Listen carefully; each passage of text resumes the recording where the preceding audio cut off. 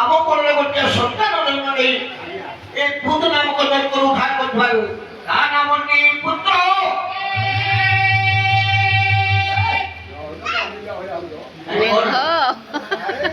ଆମେ 84 ବର୍ଷ ଭୋଗ କରୁଛେ। ଆଉ କିନ୍ତୁ ଝିଅ ଦେବତା ଠାକୁର ଠାକୁରାଣୀ ଏସବୁ ଜଗନ୍ନାଥ ମହାପ୍ରଭୁଙ୍କର ରଥଯାତ୍ରା ସରିଲା। କେତେଟା ରଥରେ ଜଗନ୍ନାଥ ଯାଆନ୍ତି? ନନ୍ଦିଘୋଷ ତାଳଧ୍ୱଜ ଦେବଦଳନ। ଆଚ୍ଛା ପ୍ରଧାନେ ଏ ବଳଭଦ୍ରଙ୍କ ରଥର ଚକ ସଂଖ୍ୟା କେତେ?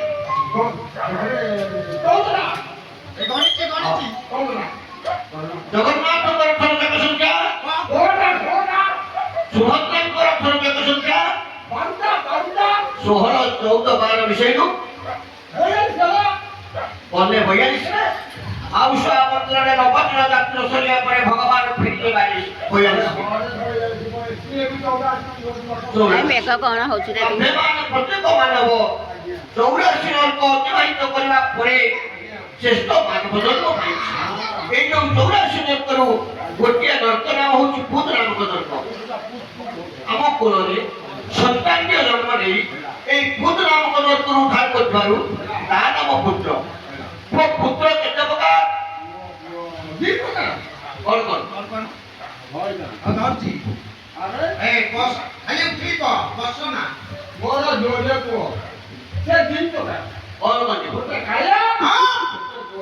ହାରିଆ ଗୋଡା କଥା କହୁଛି। ମୁଁ ତା ମାଆକୁ ଡାକ୍ତରୀ ମଧ୍ୟରେ ଆସିକି ଠିଆ ହେଲା ମୁଁ ପାଖରେ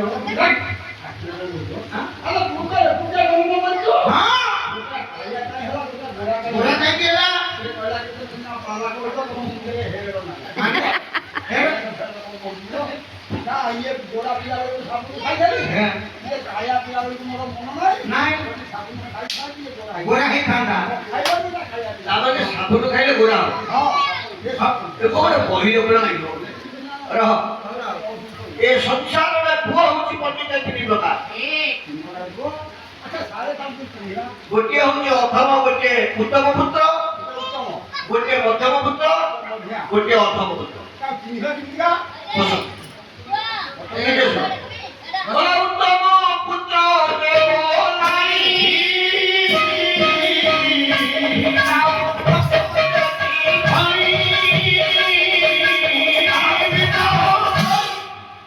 ଯିଏ ଉତ୍ତମ ପିତା ମାତା କହି ନ କହିବା ପୂର୍ବରୁ ଯୋଉ ପୁଅ କାମ କରେ। ସେ ପୁଅ କିଏ? ଯୋଉ ପୁଅ ବାପ ମା କହିବାକୁ ପଡେ, ଯୋଉ ପୁଅ ମନ ଜାଣିକି କାର୍ଯ୍ୟ କରିବ। ସେ ପୁଅ କିଏ? ସଂସାର ଅଛି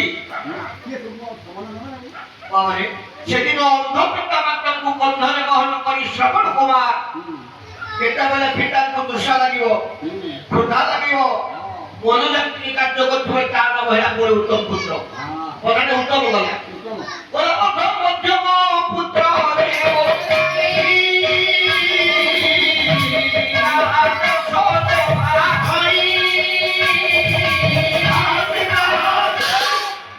ଯୋଉ ପୁଅ ବାପା ମାଙ୍କ ଆଦେଶକୁ ମାନେ ତମେ ମାନଛ?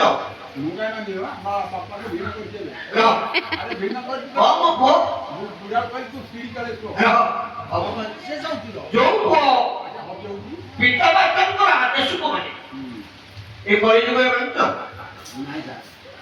ମାନିଥିଲା ଜଣେ ପୁଅ ଦ୍ୱିତୀୟ ଯୁଗରେ ଭଗବାନ ରାମ ରାତି ପାଇଥିଲେ ରାଜସିଂହାସନ ବସିବା ଚାଲିଥିଲା ଭଗବାନ ରାମଙ୍କର। ରାତିରେ ମାଙ୍କର କି ଦୃଷ୍ଟି ପଡ଼ିଲା, ଯୋଉ ପୁଅ ସିଂହାସନରେ ବସିବା କଥା ସେ ବନବାସକୁ ଚାଲିଗଲା। ରାମ ପଚାରିଲେ ବାପା ମୁଁ କଣ ଭୁଲ କରି ବନକୁ ଯିବି?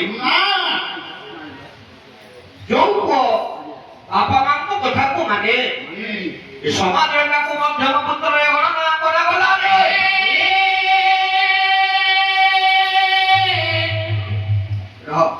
ଉତ୍ତମ ଗଲା ମଧ୍ୟମ ଗଲା ଦେଖିଲା ପ୍ରଥମ ପୁତ୍ର ଦେବ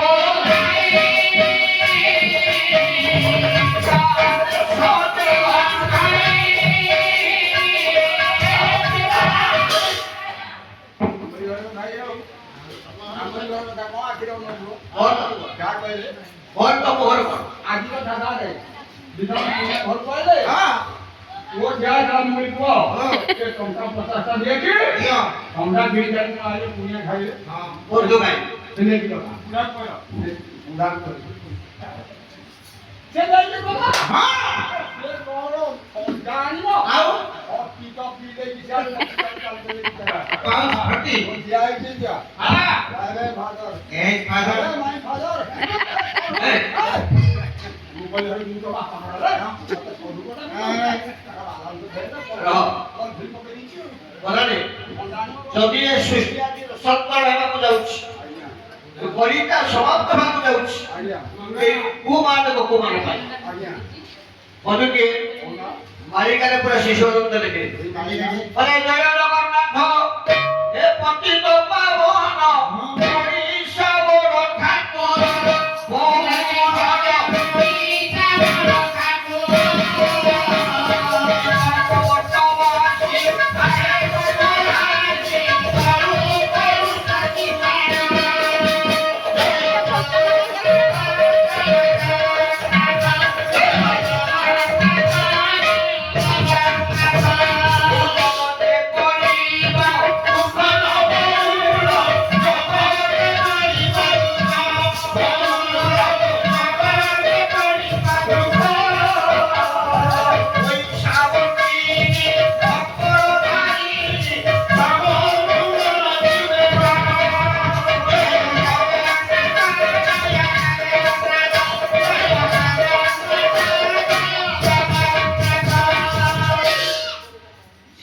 ଅନ୍ଧାର ହବ ସୂର୍ଯ୍ୟଙ୍କର ପ୍ରଚଣ୍ଡ ତେଜ ପଡ଼ିବ ବଜ୍ରପାତ ହେବ ଏ କଳିକା ପରେ ସମାପ୍ତ ହୋଇଯିବ ରେ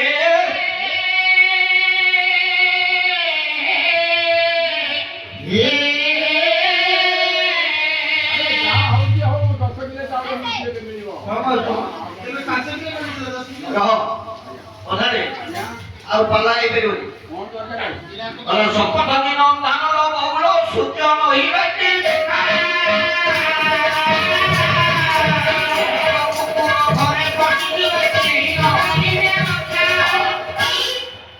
ସାତ ଦିନ ଧାନ ହବ ସୂର୍ଯ୍ୟଙ୍କର ପ୍ରଚଣ୍ଡ ତେଜ ପଡ଼ିବ ଖରାପ ନଜର ଗୁଡ଼ିକ ପଡ଼ିବ ଅଦୃଶ୍ୟ ବ୍ୟବହାର ପଡ଼ିବ ସମସ୍ତଙ୍କର ମୃତ୍ୟୁଦଣ୍ଡ ହେଇଯିବ ତମେ ମାରିବେ ସମସ୍ତେ ମାରିବୁ ତମେ ମାରିବନି କଥାରେ ଗୋଟେ ମେଡିସିନ ଅଛି ଯଦି କଳିରେ ସମସ୍ତେ ମରିଗଲେ ଯଦି ଗୋଟେ ମେଡିସିନ ତମେ ଖାଇବ ଆଉ ତମକୁ କଳି ଛୁଇଁବ ମରିବନି ଆମ ପାଖରେ ଅଛି କଣ କରିବ ମୁଁ ଖାଇସାରିଥିଲି କାହିଁ ସକାଳୁ ନେଇଯିବ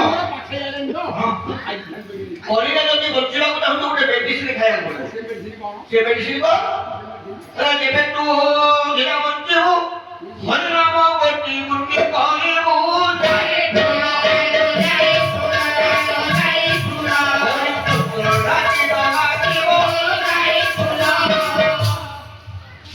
ଯେପରି ପାଟିରେ ପାନ ବା ଗୋଟିର କିଛି ପାଗଳି କରିକି ଫିକୁଛ ଯଦି ଭଗବାନ ହରିନାମର କୀର୍ତ୍ତନକୁ ସଦା ସର୍ବଦା ପାଟିରେ ତୁ ଗୋଟି ଭାବରେ ରଖିବୁ ତତେ କଳିର ମହାତ୍ମା ଲାଗିବ ବୁଝିଲ ରହ ବାବାରେ ପ୍ରଥମ ଉତ୍ତମ ଗଲା ମଧ୍ୟରେ ଆସିଲା ଅର୍ଦ୍ଧମ ପୁତ୍ର ଅର୍ଦ୍ଧମ ପୁତ୍ର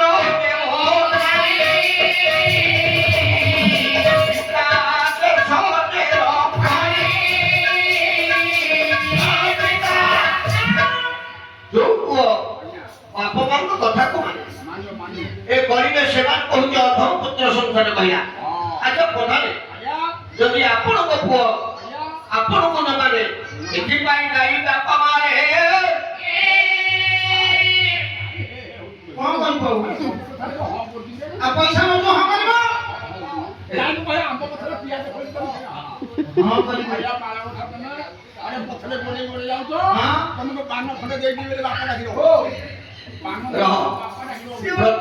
ପ୍ରତ୍ୟେକ ପଣ୍ଡିତ ମୌସମାର ସେମାନେ କୁହନ୍ତି ପୁଅଟାକୁ ମୋର ମୁଣ୍ଡକୁ ହାତ ପାଇଲେ ଆମ କଥା ସେ ମାନେ ଆଚ୍ଛା ପ୍ରଧାନେ ଯଦି ତମ ପୁଅ ବା ତମ ଝିଅ ତମକୁ ନ ମାନେ ଏଥିପାଇଁ ଦାୟୀ ହଉଛି ବାପା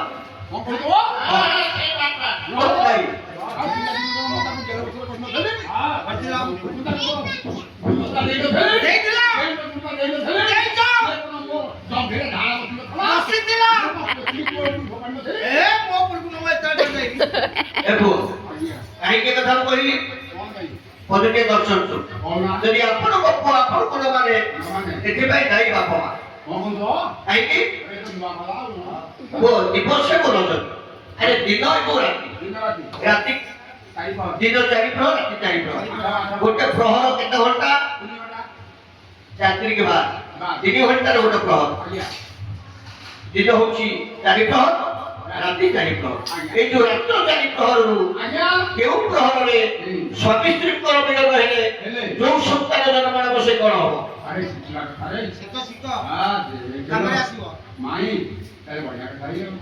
ଆସିଲା ପ୍ରଥମ ପ୍ରହର ପ୍ରଥମ ପ୍ରହରେ ଯେବେ ମିଳନ ହୁଏ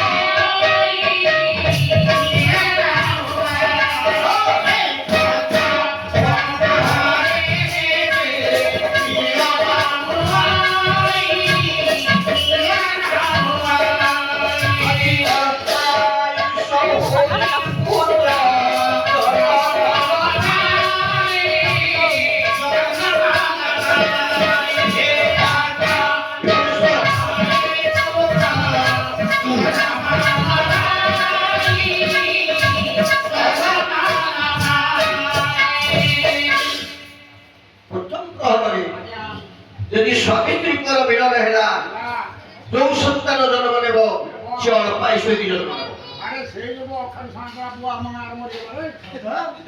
ଆଚ୍ଛା ପଧାରେ ଥିବେ ଯାଇକି ପ୍ରଥମ ପ୍ରହର ଗଲା ଆସିଲା ଦ୍ୱିତୀୟ ପ୍ରହର ତୃତୀୟ ପ୍ରହରେ ଯେବେ ମିଳନ ହୁଆ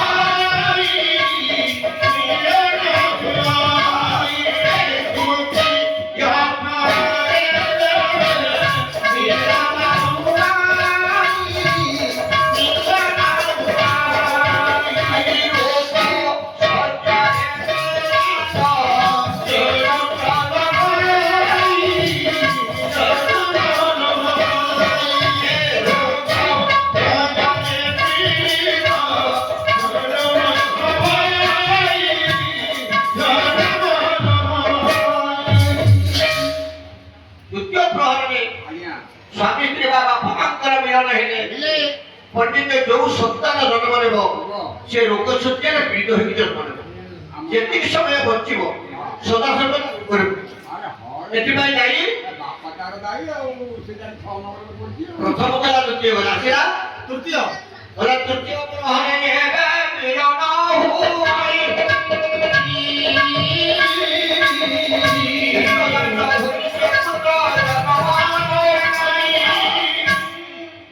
ତୃତୀୟ ପ୍ରହରରେ ସ୍ୱାମୀ ସ୍ତ୍ରୀଙ୍କର ମିଳନ ହେଲେ ଯୋଉ ସନ୍ତାନ ଜନ୍ମ ନେବ ସେ କୀର୍ତ୍ତଦାସ ହୋଇକି ଜନ୍ମ ନେବ